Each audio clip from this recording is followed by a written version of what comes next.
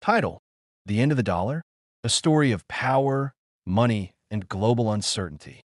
Hello, everyone, and welcome to today's podcast.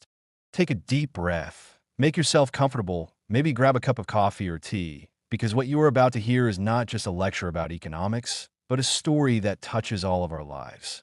It's the story of money. It's the story of power. It's the story of the United States dollar. And the big question we will explore today is this. Backhand index pointing right, is the dollar, the world's most powerful currency, finally reaching the end of its dominance?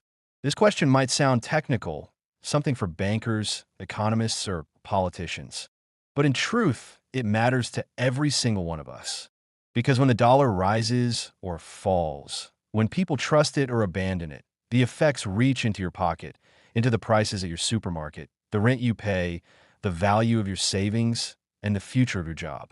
So in this episode, we're going to tell the story of the dollar, how it became the king of money, why people today are afraid that it could collapse, and what the future might hold for all of us if the dollar loses its crown.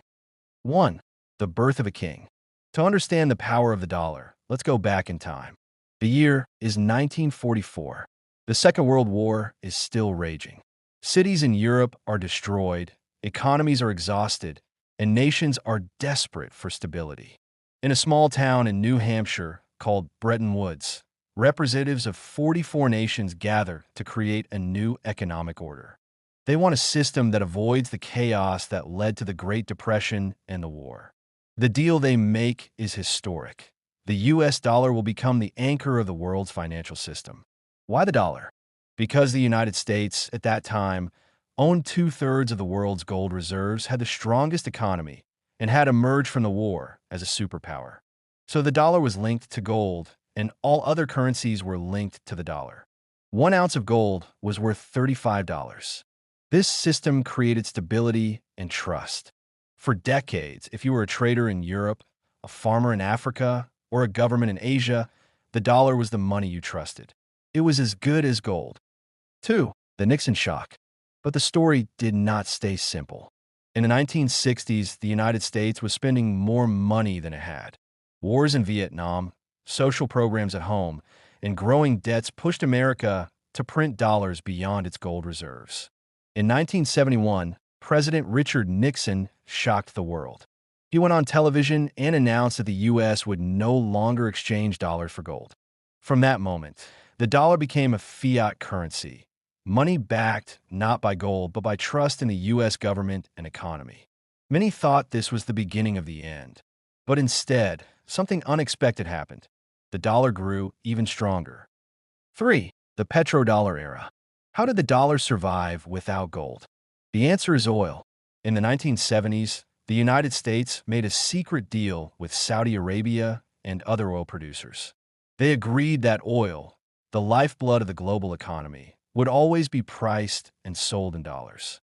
This meant that every nation on Earth, if it wanted to buy energy, had to hold US dollars. Japan needed dollars. Germany needed dollars. Even countries that disliked America still had to use its currency to keep their economies running.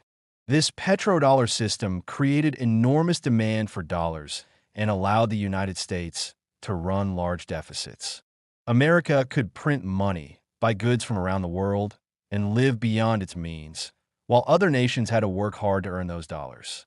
It was a new kind of empire, not built with soldiers and tanks, but with paper money and financial agreements. 4. Cracks in the system. But nothing lasts forever. Over time, cracks began to appear in the dollar system. The United States began piling up massive debt. Today, it is over $34 trillion. The wars in Iraq and Afghanistan cost trillions more. The 2008 financial crisis exposed deep weaknesses in the U.S. banking system.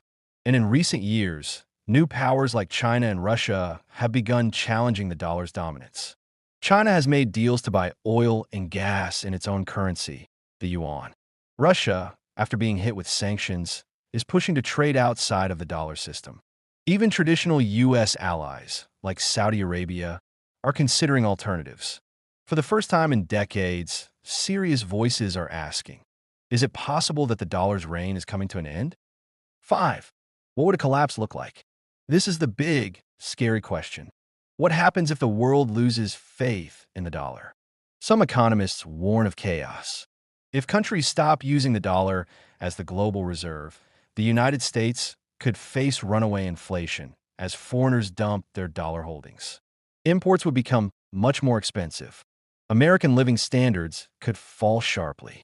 And the entire global financial system could be shaken because so many banks, contracts, and businesses are built on the dollar. But others argue the opposite. They say no other country has the strength, transparency, and trust that the U.S. system provides. The Chinese yuan, for example, is tightly controlled by the government. The euro has its own internal political problems. And gold or Bitcoin are too volatile to replace the stability of the dollar.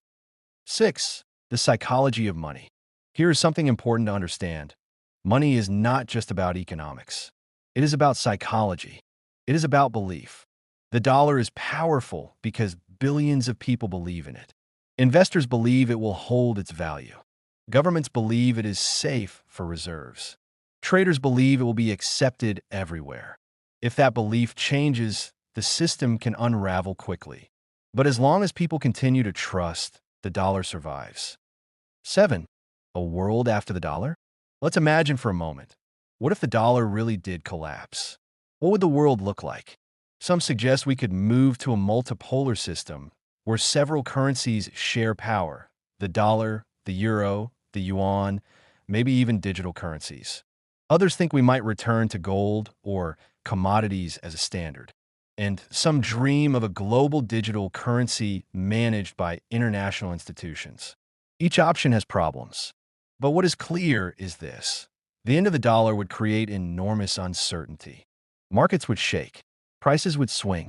Ordinary people, not just governments, would feel the pain. 8. Lessons from history. History teaches us that no empire lasts forever. The British pound once ruled the world. Before that, the Dutch guilder.